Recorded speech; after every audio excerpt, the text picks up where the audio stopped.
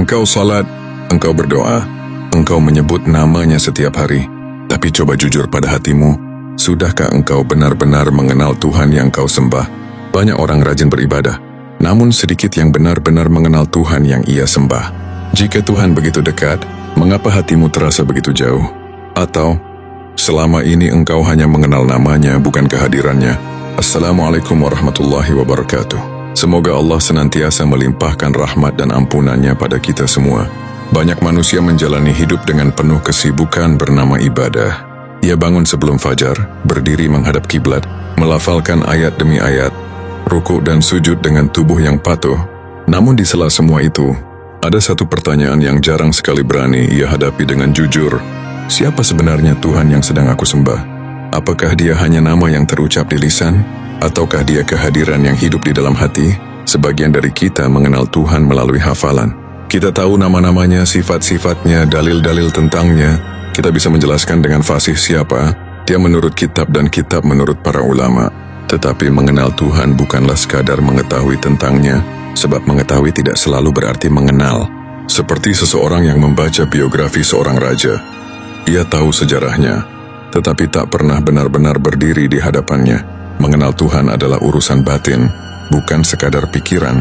Ia tidak berhenti pada akal, tapi menembus ke dalam kesadaran terdalam. Banyak orang beribadah dengan disiplin, namun hatinya tetap gelisah. Doanya panjang, tapi jiwanya kosong.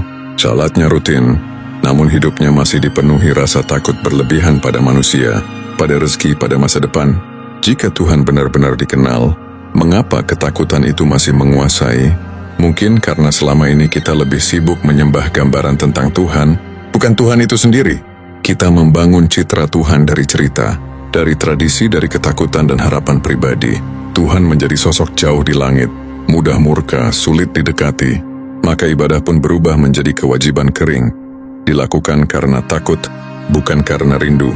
Padahal, Tuhan yang benar-benar dikenal tidak membuat hati semakin sempit. Dia justru melapangkan. Kehadirannya menenangkan, bahkan ketika hidup sedang diuji. Orang yang mengenal Tuhan mungkin tetap menangis, tetap sakit, tetap terluka. Tetapi di balik semua itu, ada kepercayaan yang kokoh. Aku tidak sendirian. Itulah tanda pengenalan yang sejati. Coba tanyakan pada dirimu sendiri, dengan jujur dan tanpa pembelaan. Ketika engkau berdiri dalam salat, siapakah yang sedang engkau hadapi? Ketika engkau berdoa, apakah engkau benar-benar merasa sedang berbicara atau hanya sedang membaca? Banyak orang berkata, aku menyembah Allah. Namun ketika rezeki terasa sempit, ia panik seolah Tuhan tidak lagi memegang kendali. Ketika manusia tidak menghargainya, ia hancur seakan nilai dirinya ditentukan oleh makhluk.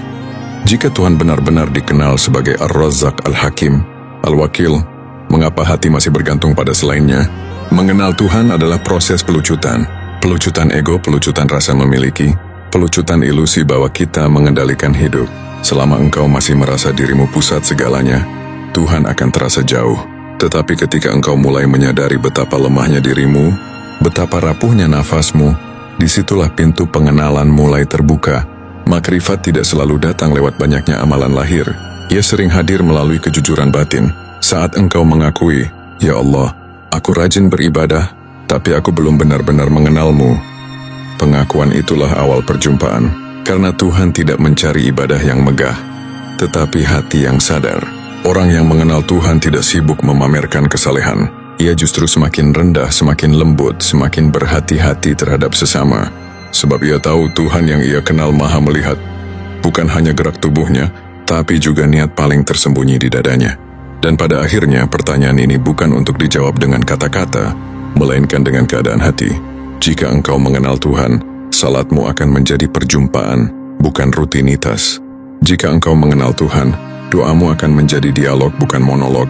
Jika engkau mengenal Tuhan, hidupmu dalam sepi maupun ramai akan terasa berada dalam genggaman kasih, bukan ketakutan. Maka malam ini atau di antara sujudmu yang paling sunyi, jangan minta apapun terlebih dahulu. Jangan buru-buru menyebut kebutuhanmu. Cukup bertanya dengan lirih, ya Allah, sudahkah aku benar-benar mengenalmu? Atau selama ini aku hanya menyebut namamu? Dan biarkan keheningan menjawabnya. Keheningan itu tidak pernah benar-benar kosong. Ia hanya sunyi bagi telinga, namun penuh bagi hati yang mau mendengar. Di sanalah seringkali tanpa kata, Tuhan mulai memperkenalkan dirinya, bukan sebagai konsep, tetapi sebagai kehadiran. Engkau mulai menyadari bahwa selama ini engkau mencari Tuhan terlalu jauh, ke langit yang tinggi, ke tempat-tempat yang engkau anggap suci, ke simbol-simbol yang engkau muliakan. Padahal, dia lebih dekat daripada bisikan hatimu sendiri. Lebih dekat daripada denyut nadi yang sedang engkau rasakan saat ini. Bukan karena Tuhan berada di dalam makhluk, tetapi karena tiada satu pun yang berada di luar pengetahuan dan penjagaannya. Namun kedekatan itu sering terhalang oleh kebisingan batin, pikiran yang terus berlari, nafsu yang menuntut, ego yang ingin diakui. Selama semua itu masih mendominasi, Tuhan akan terasa seperti tamu yang diundang, tapi tak pernah diberi ruang untuk duduk.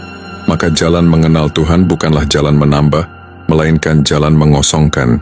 Engkau mengosongkan hatimu dari merasa paling benar, mengosongkan niat dari ingin dipuji, mengosongkan ibadah dari sekadar menggugurkan kewajiban. Dan ketika ruang itu mulai lapang, engkau merasakan sesuatu yang sulit dijelaskan. Salat tidak lagi terasa sebagai perintah dari luar, tetapi panggilan dari dalam. Ayat-ayat tidak lagi sekadar terdengar indah, tetapi seakan membaca balik dirimu, membuka luka, menenangkan kegelisahan dan menegur tanpa menyakiti. Pada tahap ini, engkau mulai memahami bahwa mengenal Tuhan tidak selalu membuatmu merasa hebat. Justru sebaliknya, semakin engkau mengenalnya, semakin engkau sadar betapa kecil dan tak berdayanya dirimu. Namun anehnya di saat yang sama engkau juga merasa aman. Karena kecil di hadapan Yang Maha, besar ternyata jauh lebih menenangkan daripada besar di hadapan dunia. Engkau tidak lagi tergesa meminta jawaban atas semua pertanyaan hidup. Engkau mulai percaya bahwa tidak semua hal perlu dipahami sekarang. Mengenal Tuhan, menumbuhkan keyakinan bahwa ada hikmah di balik yang belum engkau mengerti, dan ada kasih bahkan di balik takdir yang terasa pahit. Lalu perlahan cara pandangmu berubah. Engkau tidak lagi melihat ujian sebagai tanda Tuhan menjauh, tetapi sebagai cara Tuhan mendekatkan. Engkau tidak lagi mengukur cintanya dari banyaknya nikmat, tetapi dari bagaimana hatimu dibimbing di tengah kehilangan. Orang yang mengenal Tuhan tidak selalu hidup tanpa masalah, tetapi ia memiliki sesuatu yang lebih berharga dari solusi cepat. Ketenangan berserah. Ia tahu kepada siapa ia kembali ketika dunia terasa berat. Ia tahu kemana air matanya jatuh tanpa perlu disaksikan manusia. Dan pada satu titik yang sangat sunyi, entah itu di sepertiga malam, atau di sela sujud yang paling lama, engkau berhenti bertanya, "Di mana Tuhan?" Karena hatimu mulai berbisik, "Aku bersamanya." Dan dia tidak pernah pergi, bukan dengan suara keras, bukan dengan cahaya yang menyilaukan, tetapi dengan rasa cukup yang tiba-tiba hadir, dengan damai yang tidak bergantung pada keadaan. Di sanalah engkau mulai mengerti. Mengenal Tuhan bukan tentang melihatnya dengan mata, melainkan tentang hidup seolah engkau selalu berada dalam pengawasan kasih-Nya. Dan jika hari ini engkau masih merasa jauh, masih merasa asing, masih merasa ibadahmu kering, jangan putus asa. Jarak itu bukan karena Tuhan menjauh, melainkan karena hatimu sedang diajak pulang. Karena sesungguhnya, Tuhan tidak pernah bertanya seberapa banyak ibadahmu. Dia hanya menunggu satu hal, apakah engkau datang dengan hati atau hanya dengan tubuh? Dan pada saat itu, engkau berhenti berusaha mengenal Tuhan dengan caramu sendiri. Tidak ada lagi keinginan untuk merasakan sesuatu, tidak ada lagi tuntutan agar doa segera dijawab, tidak ada lagi harapan agar ibadah memberimu pengalaman istimewa. Yang tersisa hanyalah kejujuran paling telanjang. Aku tidak punya apa-apa, aku bukan siapa-siapa, dan aku sepenuhnya bergantung kepadamu. Di titik itulah, sesuatu runtuh, bukan langit yang terbelah, bukan cahaya yang menyambar, tetapi tembok paling keras dalam dirimu, rasa memiliki, rasa menguasai, rasa aku perlahan retak, lalu roboh tanpa suara. Engkau tidak lagi berdiri sebagai hamba yang menuntut, melainkan hadir sebagai jiwa yang pasrah. Dan anehnya, justru di saat engkau tidak mencari apapun, engkau merasa ditemukan. Bukan Tuhan yang datang, karena Dia tidak pernah pergi. Yang datang adalah kesadaranmu sendiri. Kesadaran bahwa selama ini engkau terlalu sibuk menjadi aku, hingga lupa menjadi hamba. Di dalam sujud itu engkau tidak lagi mengucapkan banyak kata. Bahkan, "Ya Allah" pun terasa terlalu sempit untuk menjelaskan apa yang sedang terjadi. Ada getar halus di dada. Bukan emosi, bukan haru, tetapi kepastian yang tenang, seperti anak kecil yang akhirnya berhenti menangis karena sadar ia sedang berada dalam pelukan. Engkau tidak melihat Tuhan, tetapi untuk pertama kalinya, engkau tidak meragukannya.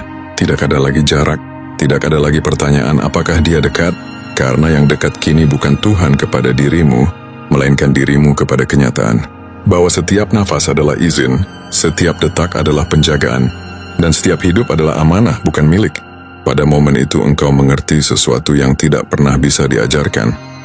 Bahwa mengenal Tuhan bukanlah mengetahui siapa Dia, melainkan mengetahui siapa dirimu tanpa Dia. Dan betapa kosongnya dirimu, betapa rapuhnya engkau, betapa tidak berdayanya satu jiwa yang dilepas dari kasihnya walau sesaat. Air mata mungkin jatuh, atau mungkin tidak, tetapi hatimu telah tunduk sepenuhnya. Bukan tunduk karena takut neraka, bukan karena mengharap surga, melainkan karena engkau akhirnya sadar. Dia layak disembah, bahkan jika tidak ada apapun yang diberikannya. Disitulah ibadah berubah makna. Salat bukan lagi kewajiban, tetapi kebutuhan. Zikir bukan lagi rutinitas, tetapi napas. Diam pun terasa sebagai doa, dan di kedalaman yang tak bisa lagi dijelaskan dengan bahasa, engkau berbisik bukan dengan lisan, tetapi dengan keberadaanmu sendiri. Inilah aku ya Rabb, aku kembali. Dan setelah semua itu, tidak ada tepuk tangan, tidak ada tanda bahwa perjalanan ini telah selesai, hanya keheningan yang tinggal lebih lama dari biasanya. Engkau bangkit dari sujud, namun sesuatu dalam dirimu tidak kembali ke tempat semula. Dunia masih sama, masalah belum lenyap. Hidup tetap menuntut, tetapi caramu memandang semuanya telah berubah. Engkau tidak lagi terburu-buru menilai takdir, tidak lagi sibuk bertanya, mengapa ini terjadi padaku? Karena di dasar hatimu telah tumbuh keyakinan lembut. Apapun yang datang, ia datang bersama izin dan kasihnya. Kini engkau melangkah lebih pelan, berbicara lebih hati-hati, beribadah tanpa merasa lebih suci. Dan ketika jatuh dalam salah, engkau tidak lari, engkau kembali. Engkau mulai mengerti bahwa mengenal Tuhan tidak membuatmu merasa sampai, melainkan membuatmu terus ingin pulang. Pulang dari kesombongan, pulang dari kepura-puraan, pulang dari ibadah yang ramai tapi hampa. Semoga bermanfaat dan memberi manfaat. Wassalam.